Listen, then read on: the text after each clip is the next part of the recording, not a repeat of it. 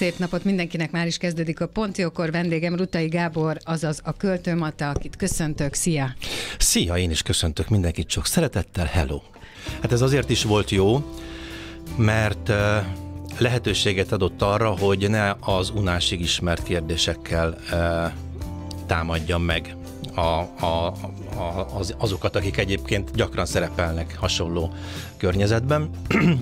És azt hiszem, talán a Novák Peti mondta, elsők között volt az egyik vendég, hogy ha egy irodalmi művel érkezik az ember, valamiféle felelőssége van, hogy akkor arról hogyan fog beszélni, és hogy ez megemeli a beszélgetést. Azt hiszem, így fogalmazott, hogy ez megemel. És ez bennem megmaradt, hogy valóban talán ez lehet, hogy egyfajta emelkedettséget ad a beszélgetésnek, és valóban olyan témák tudnak előkerülni, ami kibújik az alól, a közhely alól, hogy először is nagyon sok, sőt, talán mindenki úgy állt föl a beszélgetés után, hogy ezt nagyon élvezte. És én ezt nem magamnak tulajdonítottam, ezt a visszajelzést, hanem egyáltalán annak az atmoszférának, amit szerintem a vers hozott be ide. És volt sok olyan beszélgetés, amikor az adott versről teljesen mást gondoltunk, én és az interjú alanyom, és ez minden esetben derűt okozott, hogy milyen érdekes, hogy mást jelent, és homlok egyenes mást egy adott vers. Úgyhogy ezért is nagyon izgalmas. Abszolút egyetértek azzal, hogy dicsérjünk engem ebben a műsorban, tehát nem vagyok ennek műsoron kívül is lehet ellene, és műsoron kívül, és a kedves hallgatókat is erre tudom buzdítani, hogy írjanak nekem dicsérő szavakat, és vegyék meg a könyvet. Hozzá egy verset, ez a címe. Na, tehát... Tudod, hogy ilyet nem lehet, lekeverlek. Nem buzdítunk vásárlásra. Nem buzdítunk, nem. Oké. Csak menjenek be, és olvasgassák ott, ahol akarják. Na, tehát mi volt a kérdés? Gimnáziumban, amikor az ember az irodalmat tanulja, meg általános iskolában, akkor szeret mással foglalkozni. Én rám ez hatványozottan volt igaz, tehát a tanulás helyett meg annyi más kalandba vettem részt. Ezáltal aztán kimaradt egy csomó minden. Hozzám de már verseket akkor is írogattam, tehát lényegében engem a versírás a mai napig jobban érdekel, mint a vers olvasás, és ez nekem is egy kaland volt ez az egész műsor, hiszen itt újra föl tudtam idézni azokat a csodálatos költőinket, akikről már hallottam, meg akiről tudtam, meg akiről olvastam, de ez egy lehetőség volt, hogy még mélyebben el tudjak mélyülni a munkásságukban, az életükben, és ezt igyekeztem megfelelő mennyiségben, nem fárasztó módon belecsepegtetni ezekben a beszélgetésekben. Szóval én akkor írogattam, és az akkori osztályfőnökömnek, aki egyébként az irodalomtanárunk is volt, megmutattam, vagy hát elmondtam, hogy írok, és ő elkérte. Most már nagyon szégyellem ezt a pillanatot, hogy odaadtam, de igen, valóban ezt aztán a sokadik költözésem alkalmával, amikor előkerült ez a kis füzet, amiben írtam, és már megjelent a kötetem akkorra, így átolvastam, és akkor megsemmisítettem, hogy ez... Cinikus vagy magaddal. Hát valami rémes borzalom. Hát én változtam rengeteget azóta nyilván. Sokkal szebb vagyok egyébként, sziporkázóbb, okosabb és kreatívabb, és ezt most nem akarom műsoridőt elvenni, mert nagyon hosszan tudnám még sorolni, és akkor így egy ilyen verses kötet is nagyjából ugyanezekkel a tulajdonságokkal bír. 54 vagy 55 ilyen beszélgetésből került be ez a 14. Egy nagyon komoly több lépcsős szűrőn esett át a felhozatal, hogy végül ez a 14 bekerülhessen. Az egyik az volt, hogy én szeretem-e. Tehát azért tudni kell az 54 interjúnak... Mármint magát az interjút. Magát az interjút, vagy magát az interjú alanyt. Tehát amikor én behívtam az interjú alanyaimat, akkor a nagy része az volt, aki engem érdekelt. Vagy izgalmasnak találtam, és tudtam, hogy jó beszélgetés lesz ebből. Ez vagy megvalósult, vagy nem. Volt az interjú alanyoknak egy része, akikről keveset tudtam, de érdekelt, és volt az interjú alanynak egy pici csöpnyi része, akik valami miatt nem álltak közel hozzám, és arra gondoltam, hogy egy beszélgetéssel esetleg esélyt adok magamnak arra, hogy ez forduljon. Hát ez általában nem sikerült. Tényleg?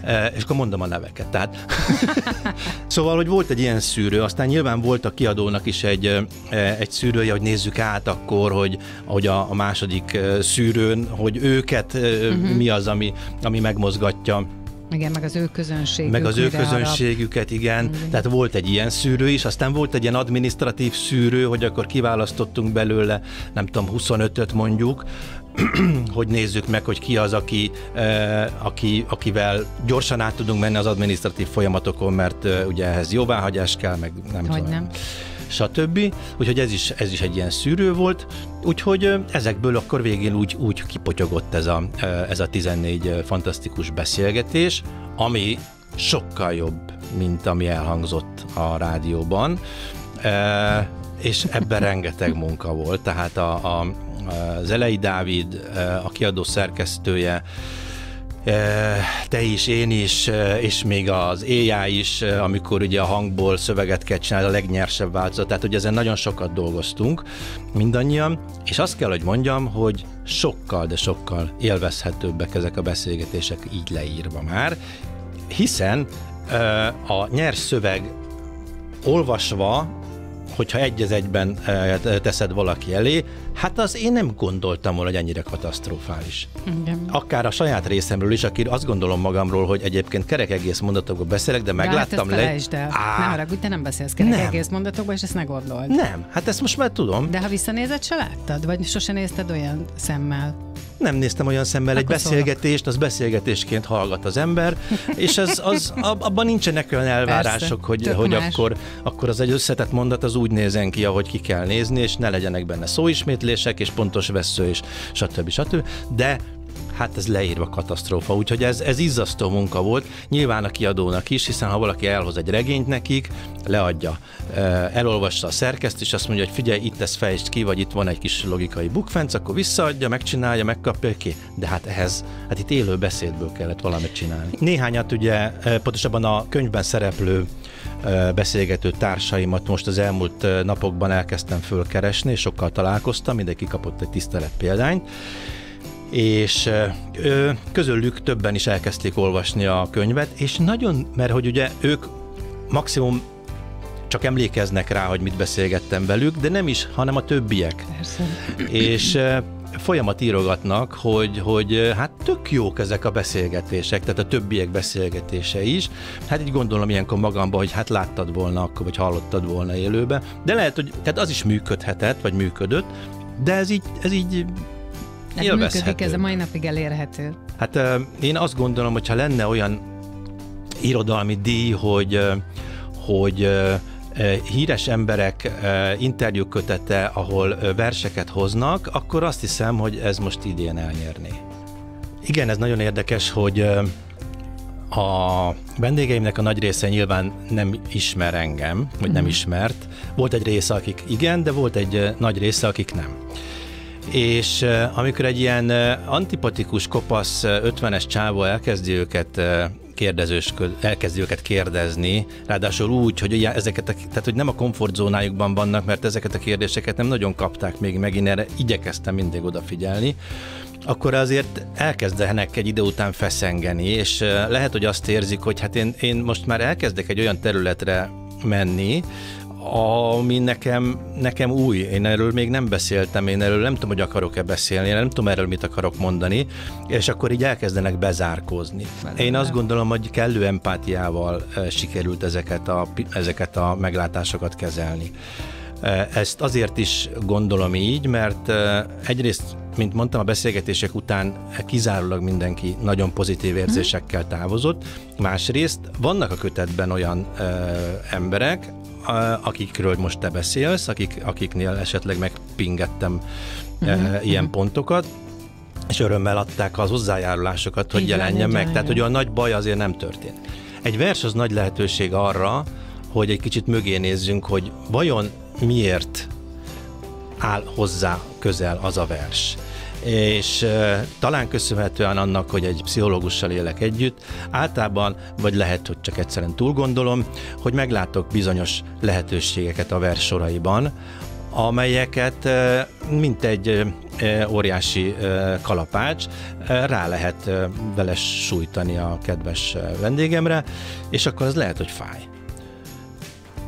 De aztán utána beragasztjuk, meg simogatjuk, és akkor utána nem is olyan nagy baj az, hogy ez megtörtént. Tehát, hogy valami ilyesmi. Igen. Amikor valami engem érdekel, vagy izgat ezzel a kérdéssel kapcsolatban, azt szerintem én nem is nagyon veszem észre, hogy visszatérek rá sokszor, vagy egy más úton ugyanoda fogok eljutni. Tehát én nem gondolom, hogy az én riporteri zsenialitásom. Igen, akkor... tehát szerintem ez nem tudatos, hanem egyszerűen valami ott a... Hát gratulálok, egész idáig építettem a tudatos riporter képét rólad, köszönöm szépen. Ösztönlény vagyok. Tönkre a felépített. Igen. Na, tehát, hogy ennyi. Igazából jó, aki a szakma, mint riporter, azért van egy 8 év mögöttem, tehát azért le tudok szakmázni egy 1 órás beszélgetés, és volt rá példa, hogy a műsorok valamelyikét le kellett szakmázni, mert mondjuk 5 perc után rájöttem, hogy hát engem ez az ember annyira, mint amennyire elképzeltem, nem feltétlenül fog megmozgatni, de azért menjünk tovább, nézzük meg, kaparjuk elő, hát ha még ott van valami. És ez már szerintem inkább a szakmázás. Egyébként nagyon érdekes, mert amikor az első, nem tudom, 4-5 adásra készültem, akkor elkezdtem magamnak ilyen területeket, témákat fölirogatni, hogy majd ezzel a verssel kapcsolatban, meg az adott személlyel kapcsolatban hol vannak kapcsolódási pontok, stb. És akkor volt előttem egy ilyen. És aztán nagyon gyorsan rájöttem, hogy ez nem működik. Fölösleges. Csak megakasztom a beszélgetést azzal, hogy elkezdek azon molyolni, hogy akkor még ezt a témát még hadd hozzam be, mert ide fölírtam, és mennyire jó, hanem ezt teljesen elengedtem, és hagytam a szabad folyásnak teret és utat. És ez volt a jó megoldás, mert csak megerőszakoltam volna a beszélgetést. És szerintem így sikerült jól. A könyv az egy olyan fantasztikus embert faragott belőlem, aki nem vagyok. Szóval, aki elolvassa, az azt fogja gondolni, hogy ez micsoda egy intelligens, kifinomult úr. Hát én ettől azért nagyon messze vagyok az életben, de hát mégiscsak a beszélgetések fonalát azt nekem köszönheti ez a könyv. Azért az jó, hogyha az ember beletesz valamiben munkát, és akkor így nyoma van. Tehát sok mindent csináltam már az életben, amire beszélgettünk már a beszélgetés elején, hogy sok mindennel foglalkoztam már, és majd csomó minden nyomtalanul eltűnt. Amiről én azt gondoltam, hogy az viszont elég nagyszerű volt ahhoz, hogy esetleg hagyhatott volna valamit maga után. Úgyhogy ezért ez egy jó dolog, hogy én ezt a dolgot elkezdtem, én ezt befejeztem, teljesen önszántamból kezdtem, és önszántamból fejeztem be, szerettem, és most lett belőle valami, ami mondjuk így ilyen örök valami. Lehetett volna ezt nyilván még évekig csinálni, hiszen számtalan izgalmas. Miért hagytad abba? Mert ennyi volt benne. Tehát én eddig éreztem magam, hogy mondjam, komfortosan ebben a sztoriban, nem függtem tőle egyáltalán, plusz még ugye jött egy gyerkőci is, plusz még jött egy-két újabb gondolatom, amivel izgalmasnak találtam és foglalkozni akartam, úgyhogy úgy éreztem, hogy úgy állnak most a bolygók, hogy ez most lett egy kerek történet. Elköszönünk. Nagyon szomorú ez az egész. Ez egy nagyon szomorú pillanat. Nagyon köszönöm, hogy itt voltál. Én köszönöm, hogy meghívtál. És örülök, hogy erről beszélgethettünk, tehát megjelent a Rímportrék, egy ember, egy vers, egy óra, ennyi az egész, vagy mégsem. Ez a kis fülszövege, Hozz egy verset című interjú kötet Rutai Gábor Rádió Cafén elkövetett interjúiból készült. Remek karácsonyi ajándék. Hát menjek ki. Köszönöm a figyelmet.